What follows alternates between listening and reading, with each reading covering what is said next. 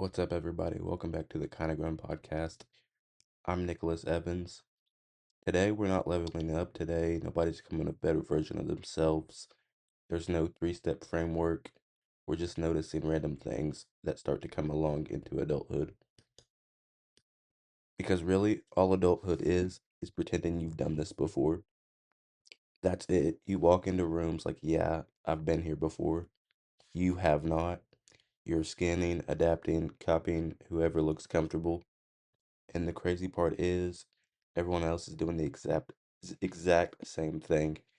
Have you ever been mid-conversation and realized you've committed to an opinion you built 30 seconds ago, and now you have to defend it like it's been your belief system since childhood? That's grown people shit. Nobody says, wait, let me fact check myself. No, you double down, add tone, lean back in the chair, confidence carries it all. Adulthood is just improv with bills attached. We will all act emotionally regulated, all act informed, all act like we understand insurance. Then we get home and Google the exact thing we just spoke on confidently and argued about for 30 minutes.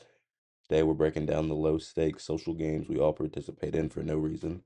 No transitions, no what we learned today. Just why are we all like this? Let's start with the most random one. There are rules in society nobody signed off on. No meeting, no vote, no group chat poll. But you break one, you're immediately weird. Clapping when the plane lands. Like, why do we do that shit? That's the assignment. You were hired to land this plane. We don't clap when the dentist finishes cleaning. We don't clap when the cashier gives us the correct change. But wheels touch the runway, standing ovation energy. And here's the craziest part, it only takes one person, one confident clapper in row 18, and suddenly we're in a chair. Half the cabin didn't even want to clap. But silence feels really disrespectful, like you're anti-aviation. Same with someone dropping a plate in their restaurant. Why do we all go, oh, and look straight at them? Why is that our instinct? We turn into a live audience. You could just continue eating, but no, we amplify it. We make it a moment. Or when someone drops weights at the gym, everybody has to look straight at them. No one says anything, but the look says everything. Another one is elevators. Why do we all face forward? Who chose that formation? Because if somebody gets in and faces everyone, that's like horror movie behavior. Nobody's confronting them, but everyone's thinking this feels illegal. We don't sit next to strangers in empty theaters. We don't use speakerphone in public unless we want absolutely everyone to hate us. We don't stand too close in line, and nobody explains this shit. You learn it by almost violating it once. You try to sit next to someone in an empty row, immediate internal regret. Society is just a collection of unspoken agreements to avoid unnecessary tension. We're all cooperating, not because it makes sense, but because we don't want awkwardness. I feel like when you analyze it, confidence is really insane because most of it is performance. You ever walk into somewhere new, just start walking like you're late to something important. You don't know where you're going, but you look intentional, and intention reads as authority. If you hesitate, now you're suspicious. If you look around too much, and now you're lost. But if you nod slightly and keep moving, you belong. That shit really works. And here's the dangerous part, delivery often beats accuracy.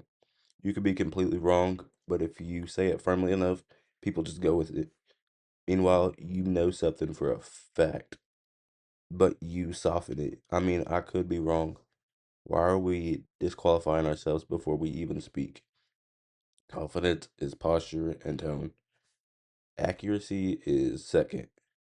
That's wild. That means half of adulthood is just managing how things sound.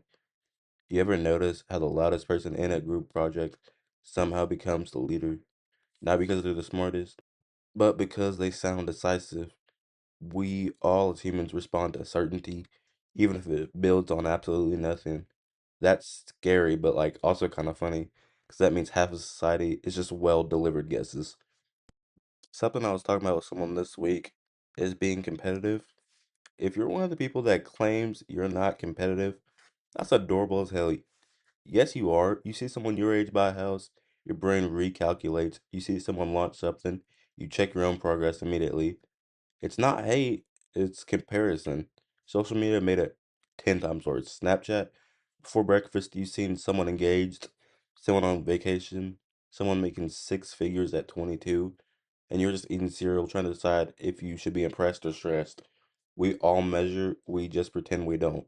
And the weird part, sometimes you don't even care about the thing. You just care that someone else did it first. But that's just being human. Acknowledging it is healthy. Pretending you're above it, that's performance. Talking about comparing to people, you normally compare to your friends, and every friend group normally has a group chat. You are not the same person in every group chat.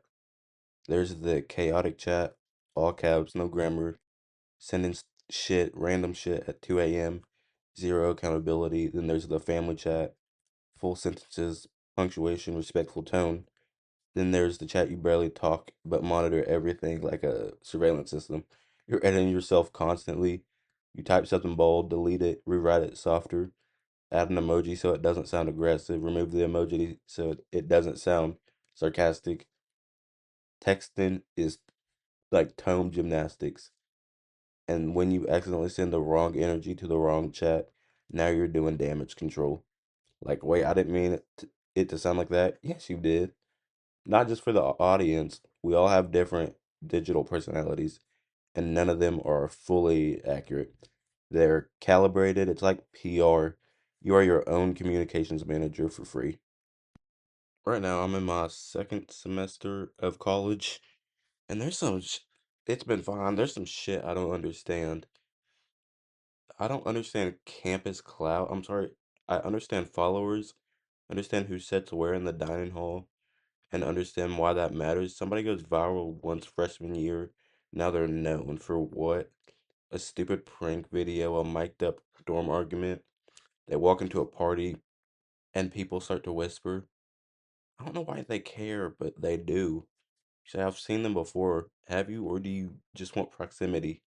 Clout on campus is like monopoly money, valuable for 4 years, worth absolutely not shit after graduation. Nobody understands it, so we nod. This is like a little pop culture segment. I don't understand frats and sorority energy if you're not in it. I don't know if y'all seen that thing on TikTok with dudes in just like their shorts and the cops came. I think it was too loud. And I'm pretty sure that it was at Iowa. So all those dudes in the frat were in the basement doing like their induction thing. And they all just were in their shorts and like had red marks on their body and like bruises. There was probably like maybe 25, 30 down there. And the other people in the frat refused to tell the cops what was going on. Y'all need to look that up. I think it was at Iowa. Look up Iowa fraternity case. I think there's a moment in everyone's day, whether you're at work, school, or just got home, you're still physically somewhere, but mentally you're absolutely wiped. Mid-event, mid-story, a story that someone's telling absolutely way too long. Mid-date when the vibe shifts slightly off, something clicks and you think, well, I'm done here. Don't announce it, but your body shifts. Shorter responses, less eye contact, get a little drowsy. You start calculating your exit strategy, and once that internal switch flips, there's no going back. You can fake engagement, but your conversing energy and staying too long after that moment turns you into a worse version of yourself. More irritable, more sarcastic, more drained. Sometimes the most mature move is leaving before resentment builds. Not dramatic, not storming out, just all right, I'm heading out, keeping it moving. Unwritten rules, fake confidence, collective bluffing, group chats, quiet competition, and energy exiting. None of this shit is groundbreaking, but it's all real. If you saw yourself in any of it, good, you're normal. We're all improvising. Some people just project it better. Make sure to subscribe, like, and share. You can go follow all the social medias that will be linked down below. This is the Kinda Grown podcast. Act like you've been there before, even if you haven't. I'll see you all next week. Peace.